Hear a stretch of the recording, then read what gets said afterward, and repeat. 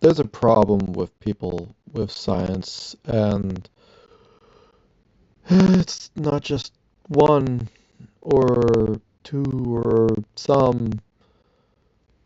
Is it possible that someone would develop a nuclear propulsion or some other method other than just burning large amounts of gasoline or rocket fuel? Yes, nuclear thermal rockets have been ground tested. One nuclear electric propulsion system has been tested in orbit back in the 60s, and the Voyager probes use radioisotope thermoelectric generators to travel through space right now. As far as why there hasn't been any recently, it's more of a policy and money issue than a physics issue. Ironically, Those tiny ships, of course, have a very small amount of mass, so the amount of stuff that they are able to propel with electromagnetism is, of course, capable of actually moving them along, because you don't need much. For any ship that's going to be big enough to hold a person, you're going to need a bigger amount of boof.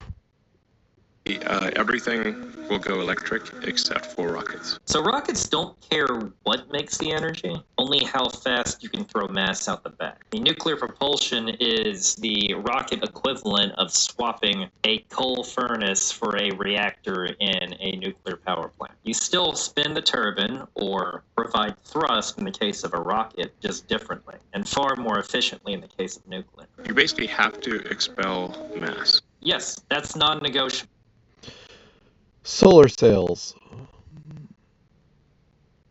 First thing that came off the top of my head, after I already thought of three other ship types, the EM field is literally there. You can just suck on it and pull yourself around. The faster you go, the faster you're able to go, because you're able to pull on more stuff that you're attracted towards. The vortex engine, very simple. You're moving a conveyor. It starts with a very fast moving mass that goes for the central axis of the engine, and then as it's on the it's on the bottom, it will switch directions, turning into a torque, and this has to be combated by four variants of the engine doing the same amount of torque in opposite directions, allowing for the continued motion without any deviation of direction. And of course,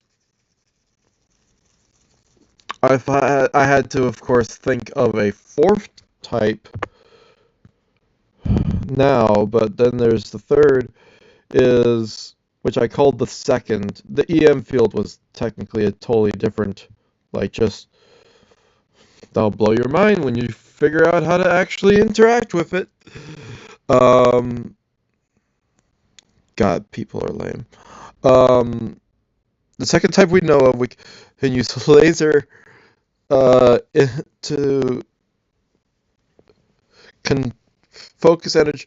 Yeah, spot. We can create a black hole, and it has its own attractive force. If it can be used safely, we can have it at the front of the ship, and it'll be like a shield until certain speeds where mass would still get through the black hole.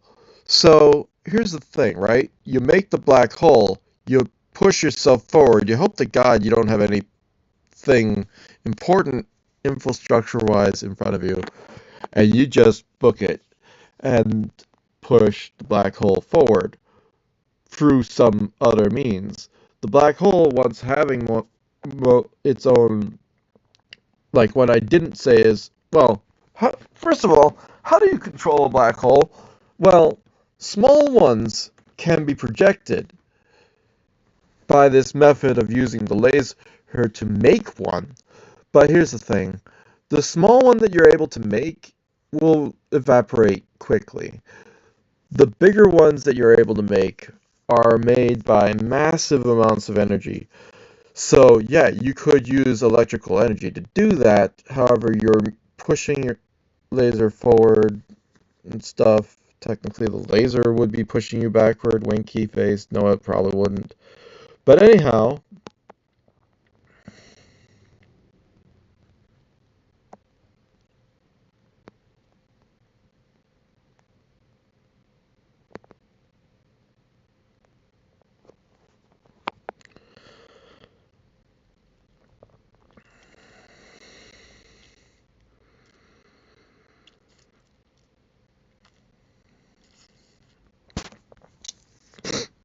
um,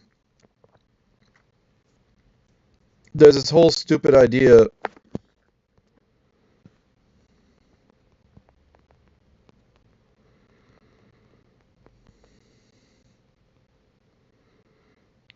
A Cuvier drive.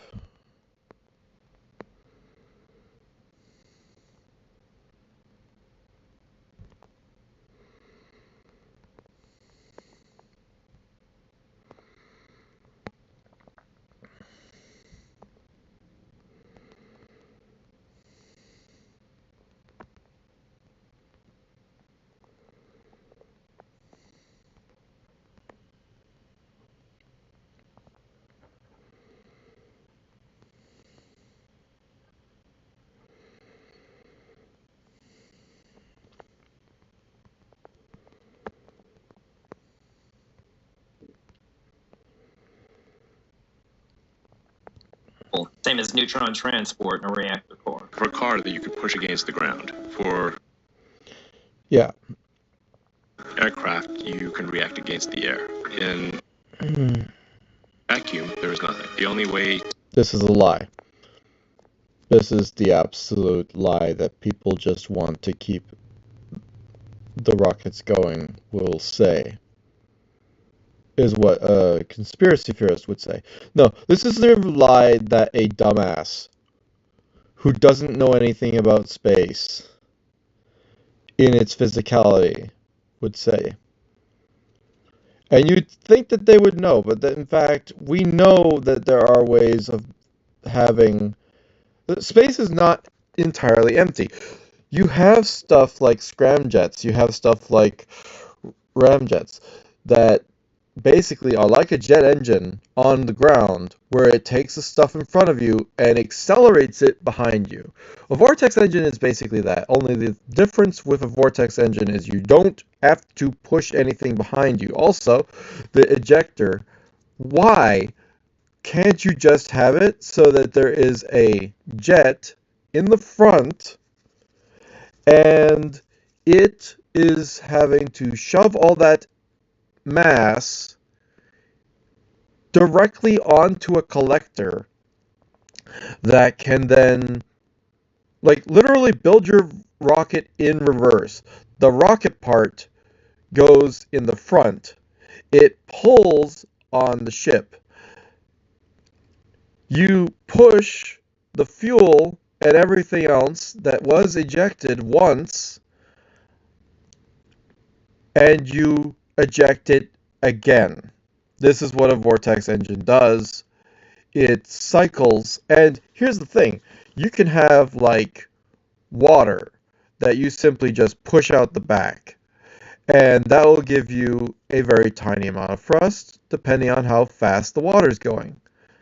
And guess what? You can just slurp up that freaking water and do it again.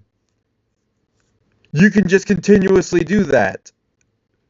You can make an engine that just pushes a bunch of mass constantly. And well, how do you even use a rocket in space? What is the rocket actually pushing on? It's not pushing on anything. It's the fact that it's moving at a velocity in one direction, and then your ship is then doing the opposite in the other direction. That is the main idea. It's not that it's like anything else where you're pushing on anything else. So the unfortunate thing is there is more stuff in space than what they're saying. There is stuff per cubic meter.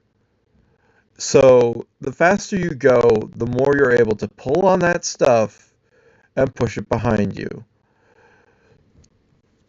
The thing about trying to make that into an engine that works for a person is that the types of engines that happen have a very small surface area per engine, very small amount of force, and a very slow acceleration time. And it takes a while, but eventually they're able to get up to extreme speeds, but nowhere near the speed of light. But you can go way fast, and you just need a lot of these engines. And you're pulling stuff through yourself. Now, imagine what if you had the ability to pull your stuff through yourself, collect it in the back in the vortex manner, where it will go up slowly in circles so that it doesn't provide any amount of opposite thrust for you. The amount of opposite thrust is so negligible because the corkscrew is just incredibly long, incredibly narrow, or it's like 5 degrees compared to complete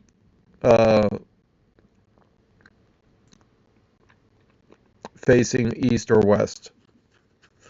And then the north-south is the direction of travel. So when you think about it, you could have just a mass that is constantly pushing on your ship and then flowing back up to be pushed again. And the physics behind that is lost on people because they believe that they have to use rockets and stuff. But if you just use water, it's like having a waterfall. So, okay, what if you can have a large amount of water just flow out with pressure and force, then you collect all the water again, and it's a closed loop system. Would that not push the ship and do things? There's no reason to think that it wouldn't. Because if you literally push on a part of the International Space Station from the inside, you'll move the ship around. You can force it into a spin from stuff that's happening on the inside.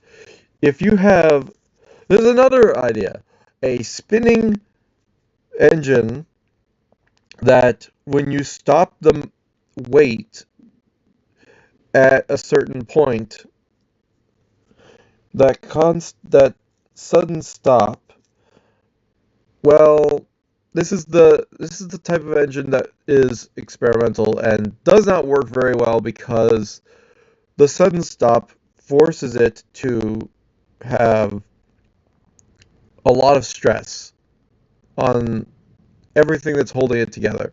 So it's not a great type of engine, although you can make momentum out of nothing, literally. So if you could hold together somehow by being able to, control your mass without actually ripping yourself apart, yeah, that's basically gravity drives. And they do work, they're just not structurally sound. Like, imagine it. You have something that's spinning at thousands of RPMs or 10,000 RPM, and then you suddenly stop it. Like, that's not going to be good for anything like that bar that's holding the weight. It's just going to shear force snap, right? So, what if we can somehow overcome those odds of the shear forces or figure out ways to do it in ways that are better, and then you suddenly just have mass that you can just push forward and it will just go. And you don't have to let go of it whatsoever. It will come with you. Because those physics not only work just because I saw it in a animation versus science video, not because of that, but because people have done it already a long time ago and it already works. But anyhow, it's just hard to keep it intact. To move is to react against yourself. Yes, space is the equivalent of the fast spectrum regime because there's no environment or moderator to lean on. And this is as unforgiving as neutron economy in a reactor.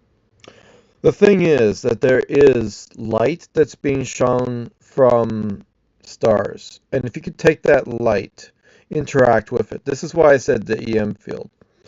If you could take that light, interact with it, and have yourself, every time that you get hit by light, it pulls you forward. Imagine that as an engine. Something no one's done. They've done solar sails, but if you could take the light that's hitting you and have it push you forward from the source that's coming from your destination, the inverse, right? Kinematics or whatever. If you could do something like that, then you can literally accelerate yourself as fast as you want because, again, you're being hit by all the stuff, and the faster you go, the faster you're being hit by stuff. And then you're flowing it through yourself.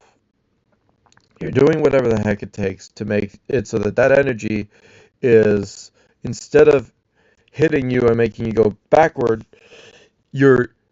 it's the inverse of a solar sail where you get hit and you move forward. That kind of reaction, if you can do that. And recently we thought of a weird kind of spring that can just easily adjust itself or something. So heck, you look at like other videos that had to do with the mechanism of a cricket's legs and how it can jump and how it can eject its mass, but it's not letting go of the mass, and that's what forces it forward, right?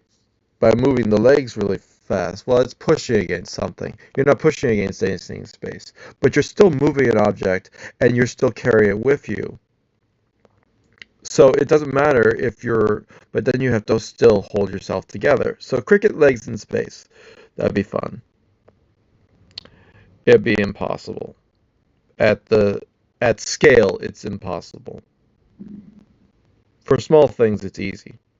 To essentially shoot out gas at very high velocity. It doesn't have to be a traditional chemical rock, though. Chemical rockets have low velocity and huge mass. Nuclear thermal rockets have much higher velocity. And nuclear electric that use ion and plasma, much lower mass, but far higher velocity. Yeah. There's your trade-off. To that gas that is going that way very rapidly.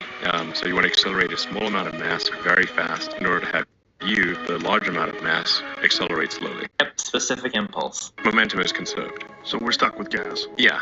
Not necessarily. You're stuck with propellant. It doesn't have to be traditional chemical fuel. Nuclear rockets separate them. The reactor provides energy. The propellant is just reaction mass. Until some insane breakthrough dealing with gravity or Yeah, something. I mean, Okay, no, that's sci-fi. Gravity manipulation would involve negative mass fuel or a reactor that produces energy without heat, violating thermodynamics with zero experimental evidence. Reactors that create energy without heat is called a... Oh, wait. No. You can make energy out of the heat and the cold of space by simply having a radiator and stuff and use a Stirling engine. They work in space.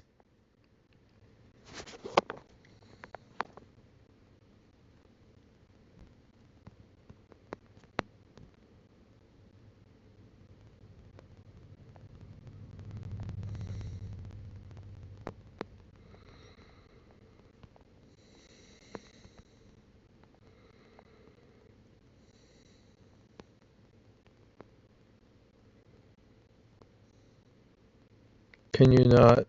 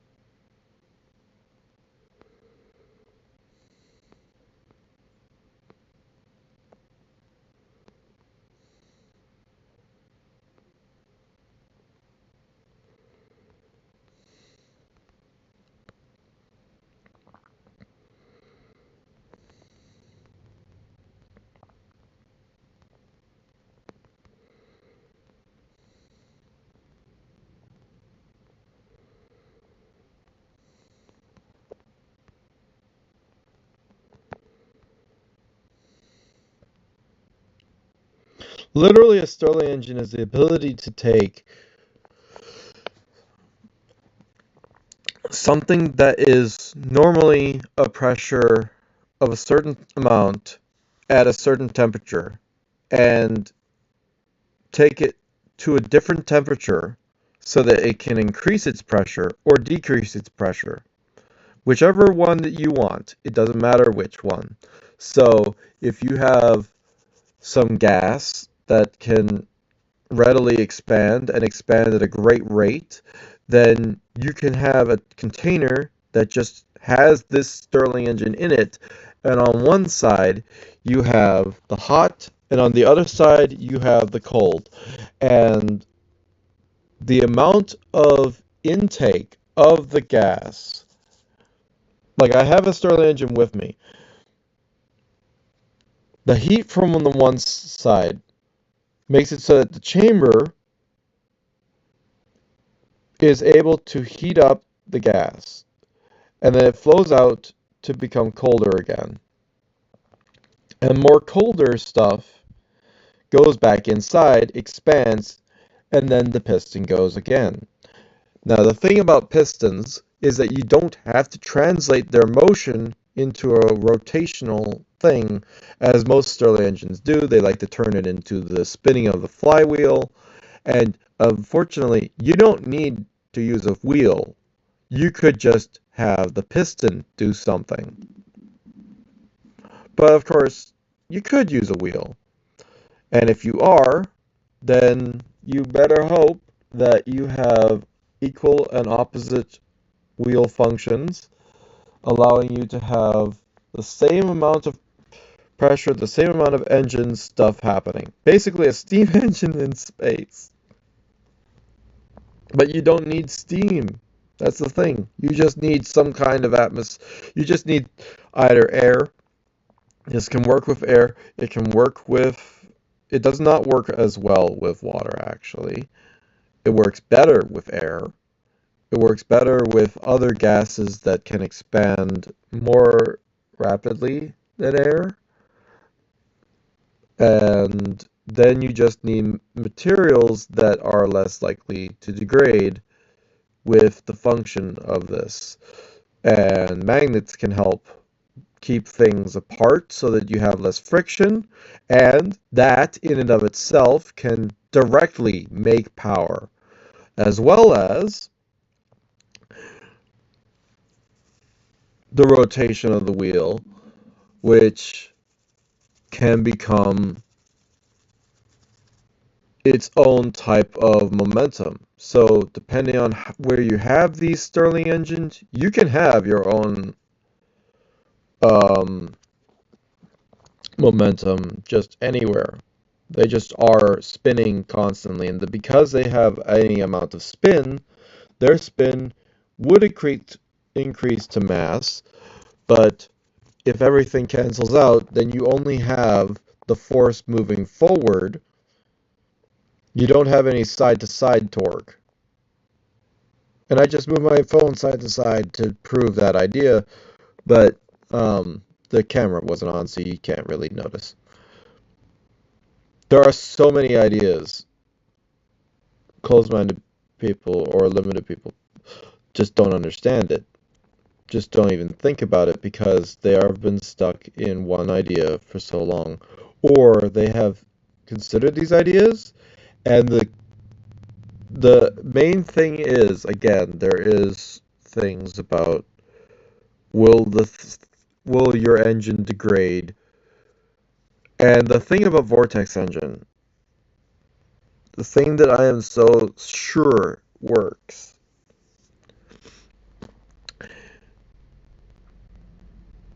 is that you can use it with electrical energy. The EM field itself can be excited by particles that are being flown through it. You can make energy from moving forward. You can pull yourself forward. It's a whole thing. Not in our lifetime. No, lifetime. The gravity.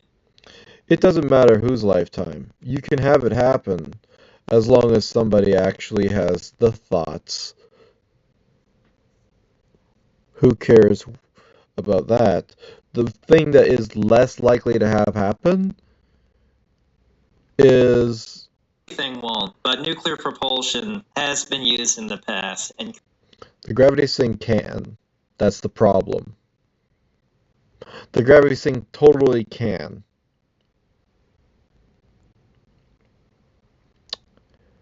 It's just like you think about using a black hole as a type of propellant, and it's like you can't really sustainably think that you can make a black hole and then hold it at a certain height of mass, because the bigger you get it, the more likely that it's going to pull other things in and become bigger.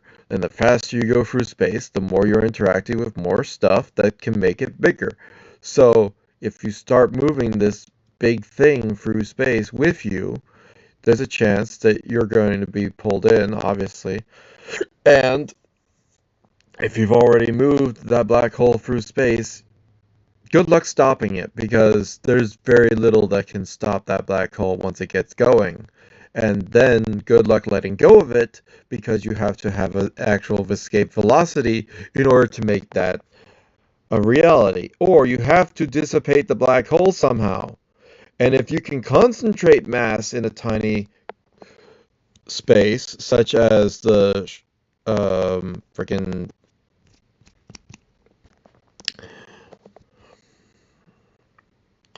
not Schwarzschild radius, but the Planck scales worth of energy or whatever, those tiny spaces and densities of mass, if you can disrupt that mass, then you can disrupt the black hole and destroy it, allowing you to be basically slingshot, and then the black hole is destroyed. We will never figure out how to destroy a black hole until we start actually working with black holes, and then figure out, oh yeah, you could just, I don't know, do something to their mass by sending an EM pulse or something, constant bombardment of some kind of sound, which in and of itself, sound through a medium will spread out. So if you keep on pressing that sound, you can then hold individual bits of matter using standing waves. So what if you could hold individual bits of a black hole using this method? Well, sound doesn't propagate in space because there's nothing to propagate it through. So you'd have to physically touch the black hole itself and not be ripped apart and hold it in space. Well, guess what? You just figured it out. Because make the black hole inside of a substance. Hold that substance. The black hole has a higher density or a higher amount of mass. You literally can hold it in place and then control how much you feed it.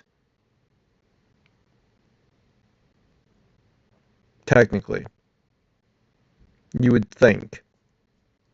But it's not just like some solid object. It's constantly pulling. So anything that you're using as the substance to be able to make the sound do a thing, and also sound can only travel so fast, so you can't use that to go through space fast, because the sound would just literally, if you're anyone actually directly trying to do this, I mean, clearly the sound would only travel so fast. Once you get past Mach 1, you can't even project the sound fast enough to hold anything. So as a type of propulsion, yeah, sound is not great. It sucks. It's limited. However, what if the sound was propelled from the front? Which means, in order to hold the thing there, you're using the sound held in the front. It will move to the back, and it doesn't matter if you're going faster than the speed of sound. That just means you have to push out sound faster than you normally can. And if you have a resonator that can push out sound fast enough at a certain amount of rate, then your speed going forward and it constantly traveling backward means it will constantly be there, holding the thing that you want to be, but that means you're going to be in front of the black hole, not behind it. That's not great because you still need something to protect yourself in the front. You're very exposed up there. So what are you going to do? Figure it out. I don't know. But you could use sound to hold a black hole to push you forward and then keep itself away from you and hold it. And again, the more stuff as you move through space, the faster you go, the bigger it'll get just naturally, and it will take a while to Hawking radiation unless you can control exactly how much mass is in the black hole. Which, if it is actual stuff of any sort, you can use. You don't need audio sound to make standing waves. You can use EM sound to make standing waves. We already made EM standing waves or interference patterns. Why can't we make standing waves with EM field? And this is where everything goes into just crazy mode, because now you're using EM standing waves to hold a black hole in place. And the EM field does travel through space. You don't need a medium. Anyway. With him, he brought a Kalashnikov, and... Yeah, I don't need to watch that. But nuclear propulsion has been used in the past and could be used in the future. Is it possible that someone would develop a nuclear propulsion or some other method other than just burning large amounts of gasoline or rocket fuel? The reason why they burn it, right? Stuff that's heated up to a certain amount of heat will expand massively. And so that expansion makes it feel like it's going out at extreme speeds, and that's great for on the ground. When you have these, you're literally using tiny bits of stuff to push yourself forward. It's just that they're expanded so much, you're basically setting off a bomb behind you that's a controlled bomb, constantly exploding. Again, you could do the same thing with a Stirling engine and keep everything inside of you. And then the rocket is still pushing stuff, you're still moving.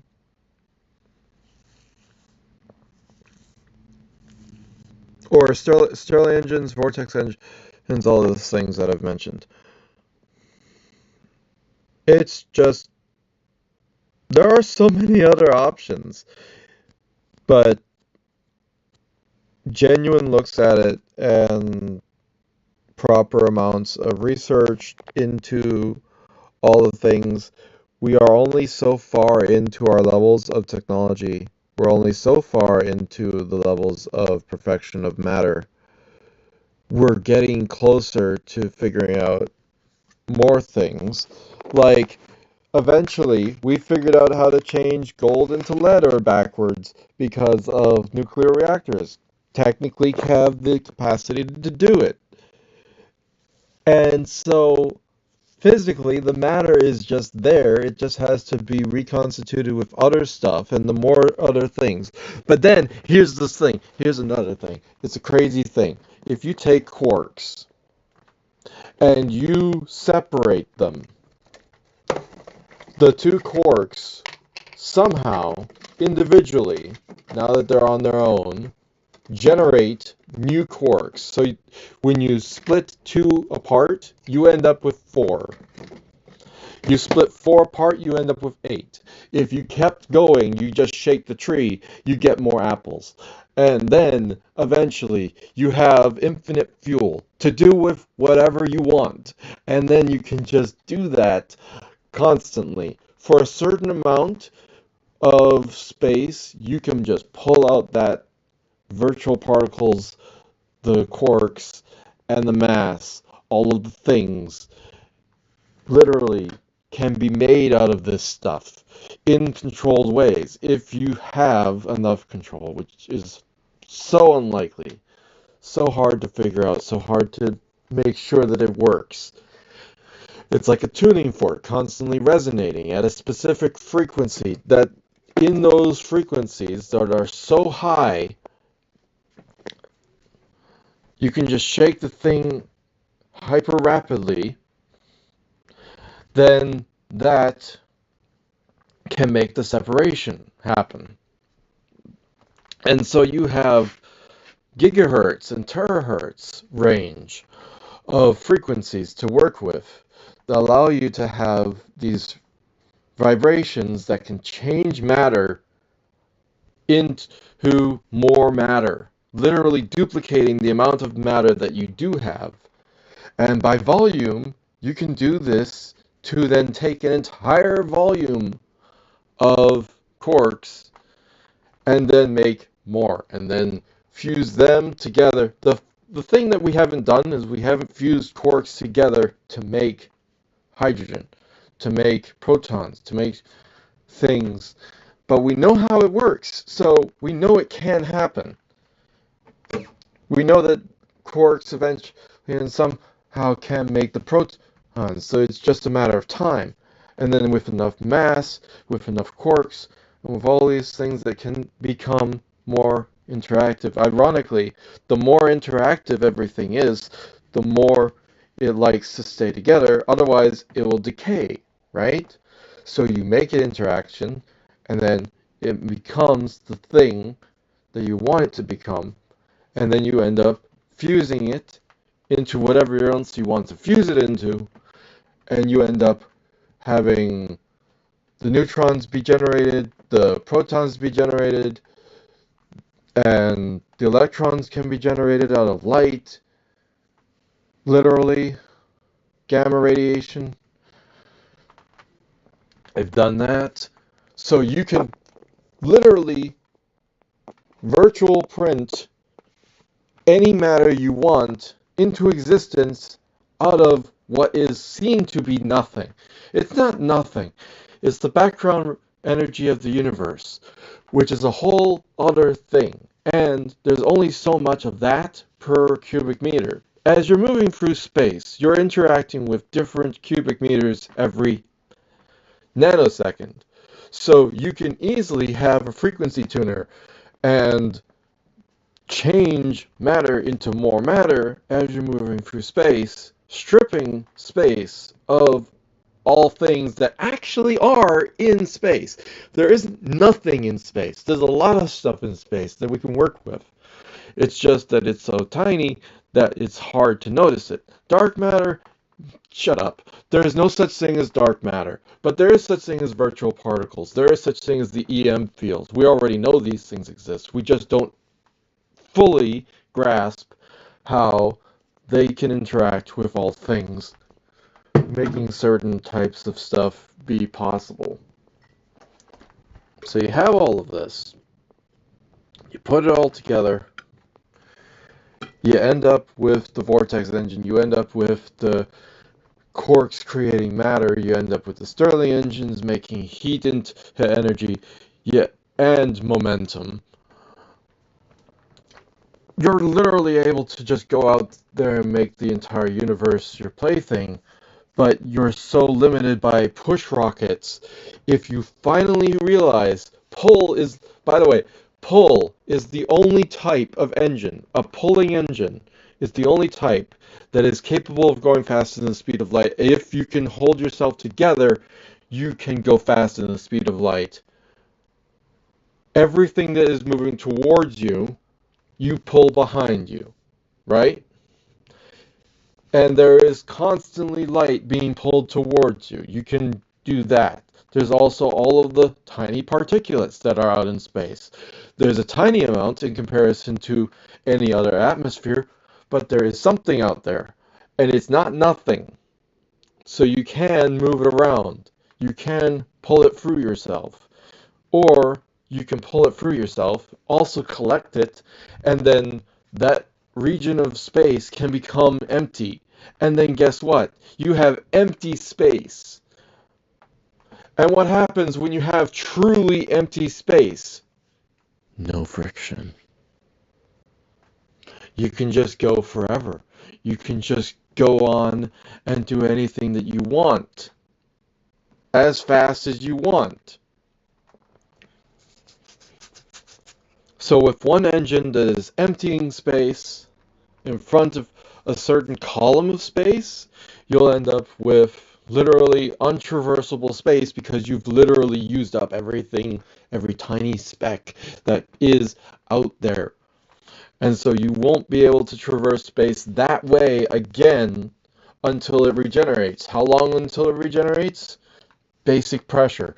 All the EM fields of all the stars in their light pushing everything around in tiny little fractions will eventually regenerate everything. It will all just pull back together because all the pressure of all space.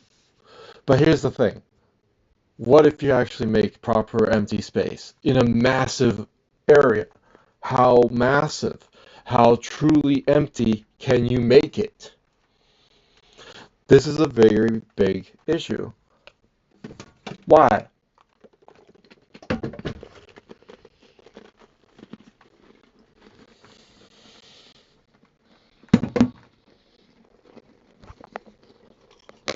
If it's truly empty, then there's nothing to interact with.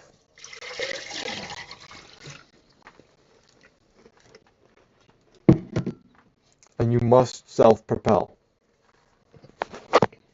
So, it's important to have yourself not utilize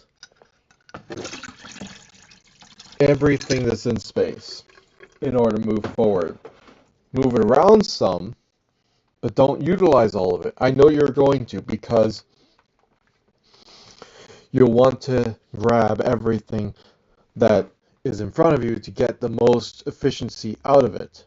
The unfortunate thing is, if you do, the next ship that wants to go through will literally have a harder time pushing through that more actually empty void.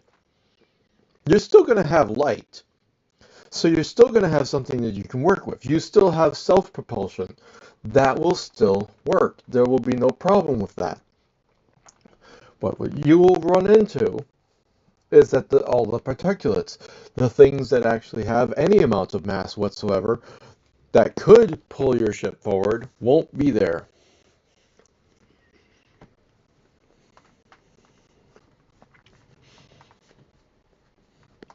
So, if you want to go and do a rescue ship, they can't get there as fast as the initial ship could get there. Or, that's what you use for rescue ships. Don't use that for regular propulsion. Then you're safe. Then it's fine.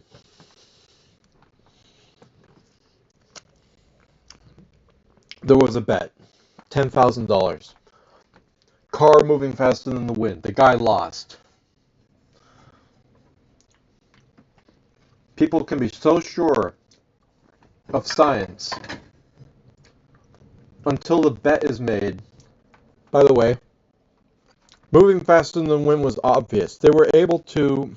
Yes, nuclear thermal rockets have been ground tested. One nuclear electric propulsion system has been tested in orbit back in the 60s. And the Voyager probes use radioisotopes. Hold on.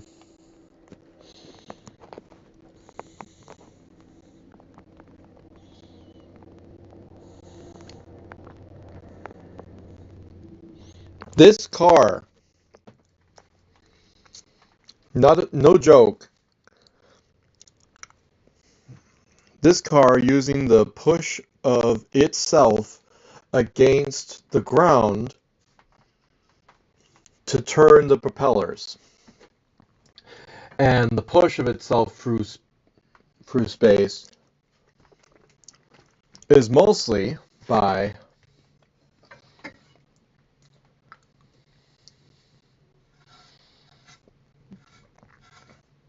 the push of air on the sails that were so big it can get it up to wind speed. How do you go past wind speed? That's the thing. At some point, you're pulling yourself through the air. You basically turn into a plane. The pulling yourself through the air happens with the friction of the ground moving the wheels. The wheels translate that motion of rotation up to the propeller. So the more you have the ground move the wheels, the harder the propeller can go. My estimate was that you can't go faster. You can't go faster than twice the speed of the wind. Why? Once you start approaching the speed of the wind, right? The wind can no longer give you any of its momentum. So the only thing that you're relying on is the push that is moving you forward, forcing the propeller to do a thing. Once you don't have that assistance from the wind anymore, then you can't accelerate even harder. The wind's speed and strength will have less and less effect to help you move forward, even if you're pulling yourself forward. Like, there isn't an infinite amount of speed you can get from this. There's a limit.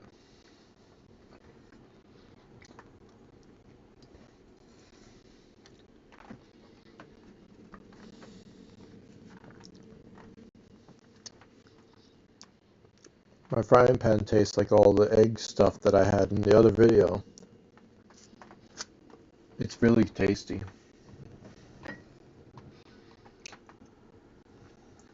Yeah, it's a complete other day. No, it's fine. I'm not poisoning myself or anything. It's just tasty. It hasn't gone that bad. Eventually, when it does, I'll have to drain my frying pan. So the point is, knowing that you can move faster than the wind, imagine instead of the wind, you have light. And you're able to pull yourself through light. That same idea works on a basic principle if you have the science know-how to figure out how to make the light that's hitting towards you interact with materials that make you then it's like a, how do you say it? When you have the photoelectric effect, right? You have a small amount of jump forward for the electron. Now that kind of jump forward literally cannot be a way of propulsion, because that'd be silly. Simply having it so that a prism transforms the light that's in front of you into the frequency that forces the photon into the type of wavelength that makes the electron jump up in the biggest amount. Well, that can just make it be a bit more energetic. It doesn't really make it give a greater amount of push or something like that. That's ridiculous. Could never work. It's just asking way too much out of the thing. Never possible.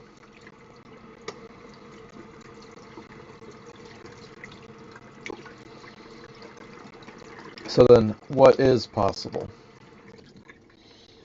possible thing is that, yeah, you can just translate that energy and then make things be more energetic that can give you more electricity, which can dissipate it, and then you have more that you can use to work with things. So anyway, it would be interesting to see people actually get up to my level. It really would.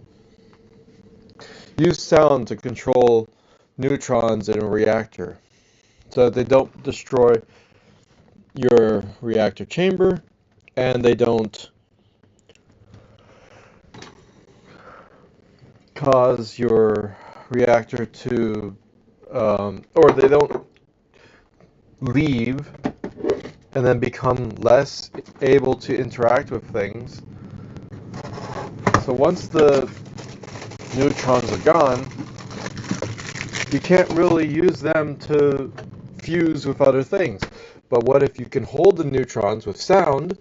Then you can hold the protons with electromagnetism, and then the electrons being out of the way, free fusion. It'll just happen. Cold fusion was already tested. It was already happening, but the amount of interactions was random because you couldn't control where the neutrons were. But if you can control where they are with sound, then you have the ability to control the rate of fusion. And then you have bigger mass. You not only can make like one amount of fusion or one type, you can take any raw matter, reduce it to protons, neutrons, reformat it into any type of form that you want. Literally, you can just transform it directly into another type of matter. Now, how likely is it that you're able to use this method to make something as big as iron possible? Yes. How likely is it that you're able to make something as big as uranium? Less likely. There are other factors. But there are things that you can do. All of this can help. And it's just nutty that we're stuck on push rockets because we literally can only push so fast, so far, and you can't do any more than that. After that, you're stuck. So what do? Start pulling. Literally everything is in front of you, just pull it for yourself and you're good. That's how that works. Whatever. If you found this interesting, or if you thought that I was ridiculous about all of this stuff, I mean, the quarks stuff, I will admit, is pretty out there, but a lot of it is genuine science that works, should be looked into in a bigger capacity than it has been. I'll see you in another video.